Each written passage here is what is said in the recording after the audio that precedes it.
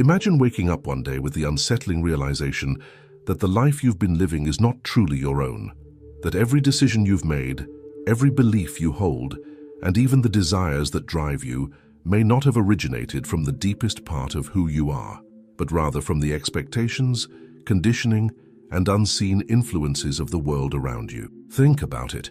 How much of your identity is a reflection of your authentic self, and how much of it is a carefully constructed mask shaped by external pressures? How often do you feel like you're just playing a role, living according to a script written by society, by your upbringing, or by the fears that whisper in the background of your mind?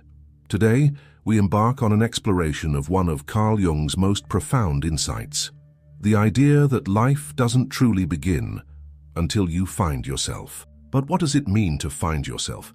Is it merely about gaining self-awareness, or is there a deeper, more transformative process at play? Stay with me, because as we uncover the hidden forces that shape your identity, you will come to see why most people never truly find themselves and how you can break free. The final realization we will discuss is the most powerful of all. It has the potential to shift not only the way you see yourself, but also the very way you engage with the world. Carl Gustav Jung was a pioneer of depth psychology, a thinker who ventured beyond traditional theories of the mind to explore the vast hidden realms of the unconscious. Unlike many psychologists of his time, Jung did not believe that mental well-being was simply about adjusting to societal norms. Instead, he saw psychological growth as a journey toward individuation, the process of becoming one's most authentic self. But here's the reality: most people never take that journey. They remain trapped within a version of themselves that has been shaped by external influences. They live according to expectations, never questioning whether the life they lead is truly aligned with who they are. They seek validation from the outside world, believing that happiness comes from approval, success, or fitting in. Yet, deep down, there is a quiet unrest, an unshakable sense that something is missing. Jung believed that true life begins when we stop running from ourselves. But before we can talk about what it truly means to find yourself, we must first understand what prevents most people from ever doing so. From the moment we enter the world, we are conditioned. We are given names, identities, and predefined roles. We are taught what is acceptable and what is not, what is rewarded and what is punished. This process is so subtle and gradual that we rarely question it. We adapt, we conform, and over time we learn to suppress parts of ourselves that don't align with the expectations placed upon us. Think back to your childhood. Were there moments when you expressed yourself freely, only to be met with disapproval? Perhaps you were told to be realistic, to stop being too sensitive, or that certain emotions and desires were inappropriate. Slowly, you learned to hide those parts of yourself, to tuck them away where no one could see them. And in doing so, you began to build a mask, what Jung called the persona. The persona is the face we present to the world. It allows us to function in society, to navigate relationships, and to gain acceptance. But here's the problem. The more we identify with this mask, the more we lose touch with our real selves. We begin to believe that we are the persona, forgetting that there is something deeper beneath it. And then there's the other side of the coin, the shadow. If the persona is what we show the world, the shadow is what we hide from it. It consists of everything we have rejected or suppressed within ourselves, our fears, our unspoken desires, our vulnerabilities, and even our hidden strengths. And here's where it gets even more profound. The shadow doesn't just disappear. It doesn't vanish simply because we refuse to look at it. Instead, it operates beneath the surface, influencing our thoughts, our behaviors, and even our emotional reactions. The parts of ourselves that we reject don't go away. They manifest in unconscious ways, often in the form of projection. Have you ever intensely disliked someone without fully understanding why? Have you ever been triggered by certain behaviors in others that seem to provoke a strong emotional reaction? Jung believed that when we are disturbed by qualities in other people, it is often because those very qualities exist within us, hidden within our own shadow. But what if I told you that within this shadow lies the key to true self-discovery? That the parts of yourself you've suppressed and ignored are not your enemies, but rather the missing pieces of your wholeness. Jung's great insight was this: psychological growth is not about eliminating the shadow, it is about integrating it. It is about looking into the depths of your own unconscious and facing what you have denied. Because when you do, you unlock a profound source of personal power, authenticity, and freedom. This is where the real journey begins. Are you ready to confront the truth of who you are? To break free from the illusions that have shaped you? Because what comes next will challenge everything you thought you knew about yourself, and it will open the door to a life that is truly yours. Most people go through life believing that they already know who they are. They define themselves by their name, their job, their culture, their past experiences. But what if I told you that your identity is far more complex than you realize? That the self you believe yourself to be is just a surface-level construct, a fraction of a much deeper, more profound reality. Carl Jung believed that within every individual there exists a hidden world, a vast and intricate inner landscape filled with forgotten memories, suppressed emotions, unacknowledged desires, and untapped potential.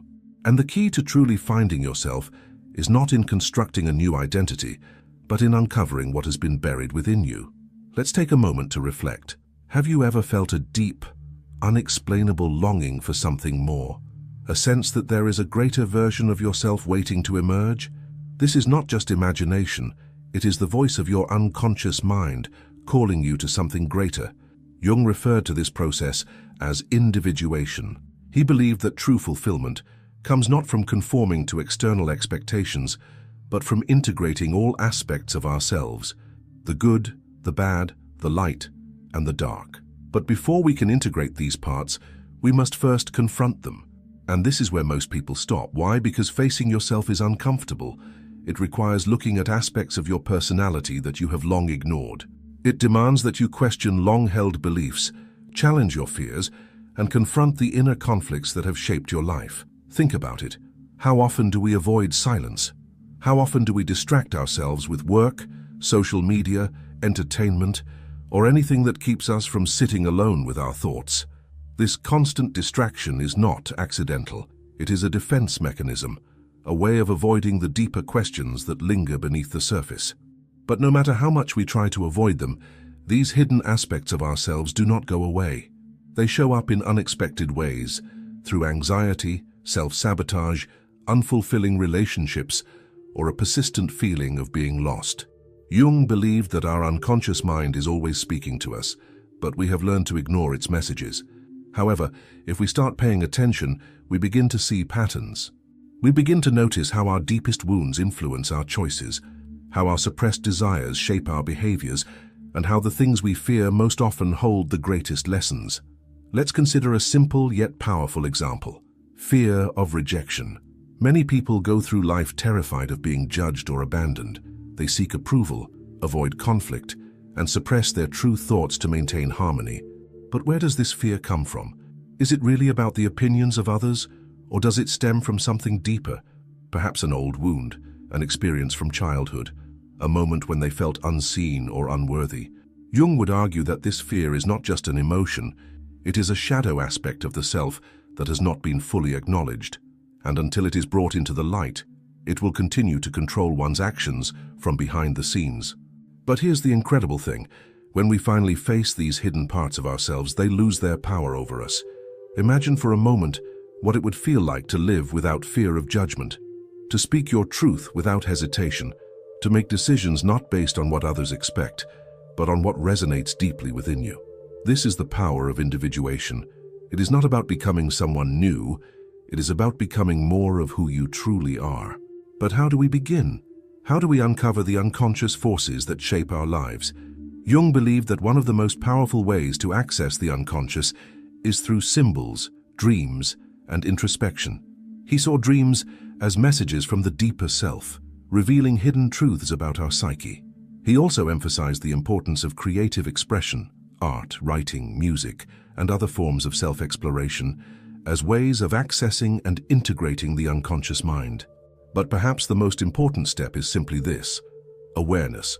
The moment you begin to question your thoughts, your reactions, and your deeply held beliefs, you are already taking the first steps toward transformation.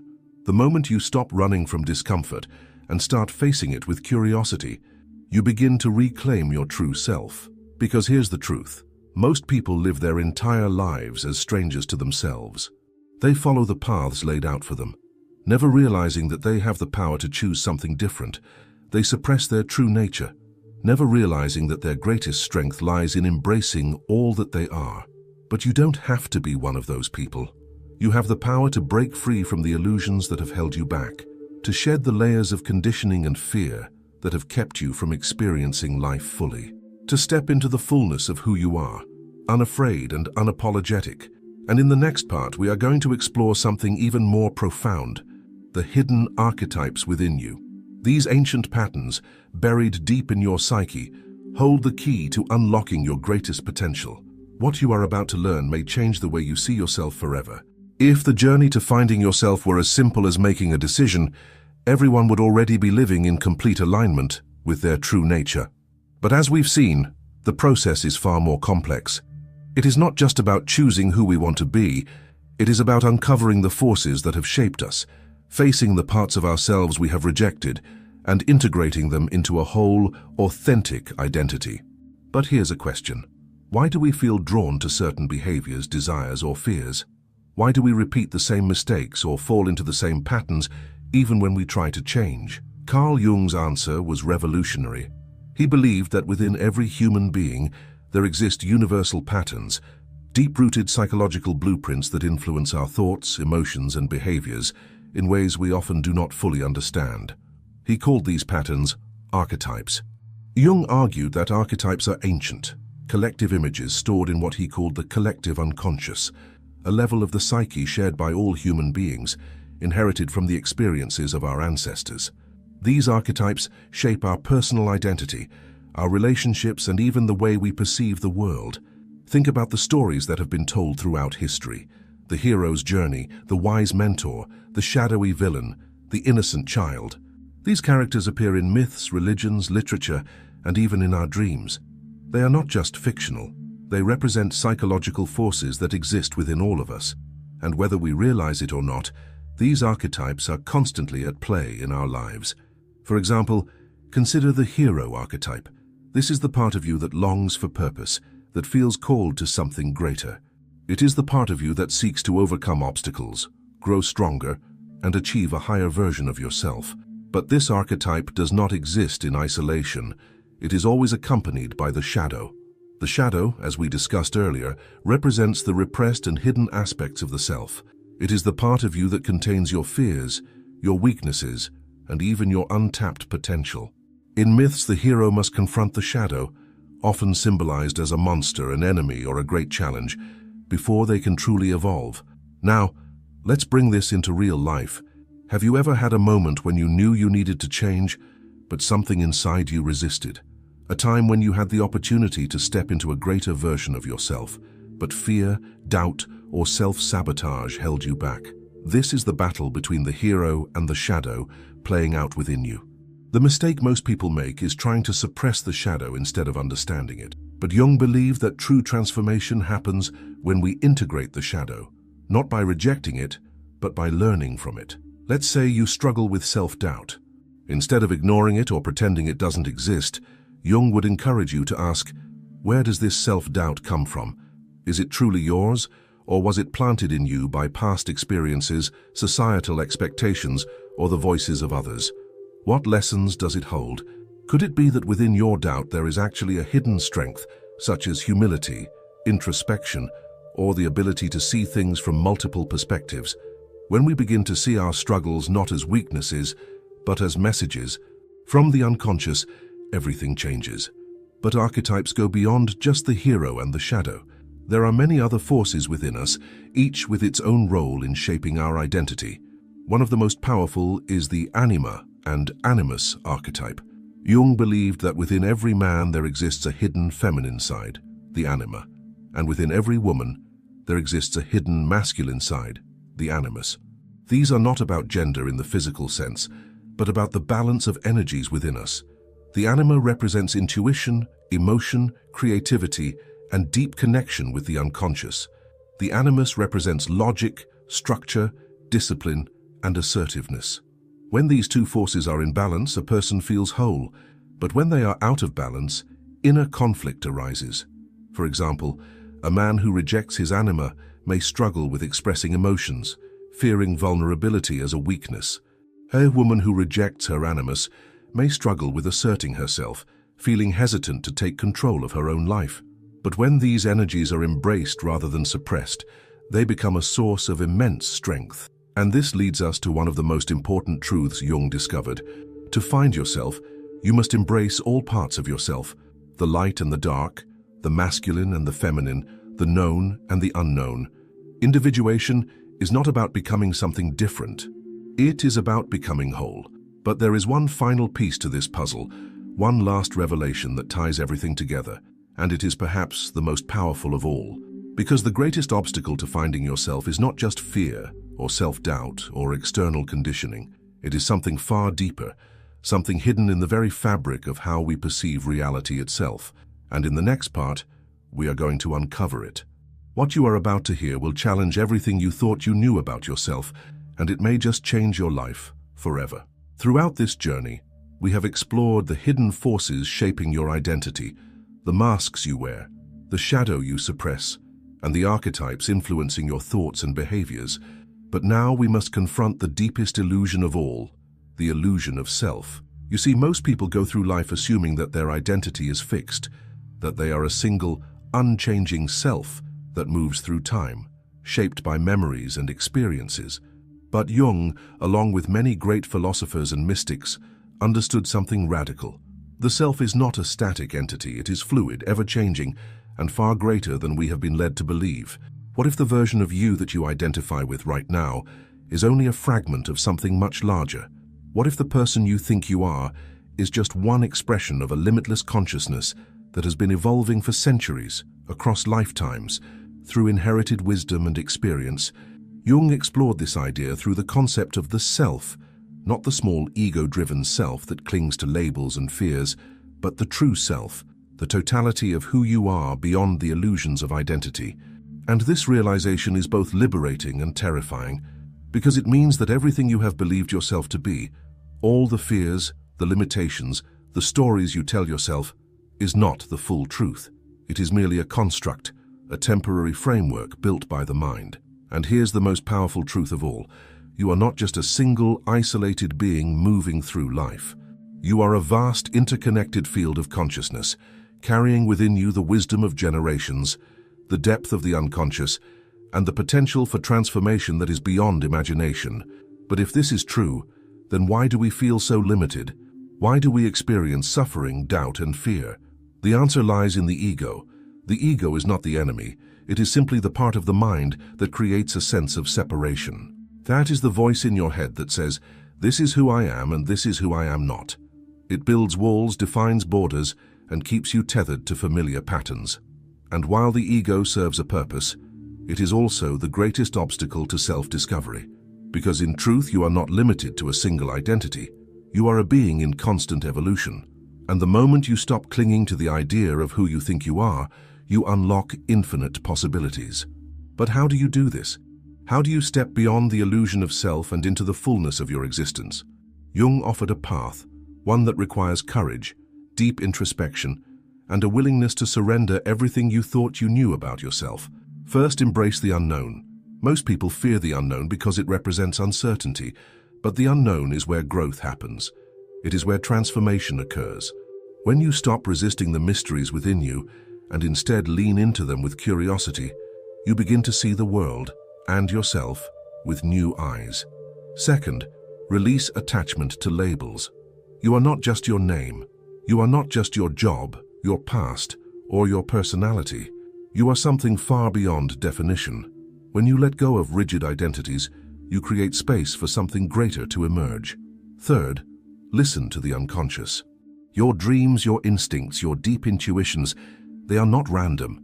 They are messages from the self guiding you toward wholeness. The more you tune in, the more you will begin to recognize patterns, synchronicities, and signs that lead you toward your true path. And finally, surrender to the process.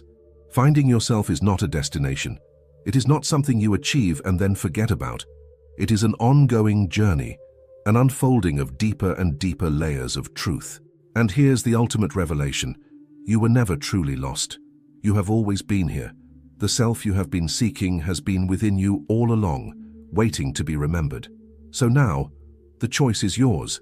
Will you continue living as a fragment of who you truly are, bound by old fears and illusions? Or will you step forward into the unknown, embracing the vast, limitless being that you were meant to become? Because life does not truly begin until you find yourself. And now, you know the way. Thanks for looking.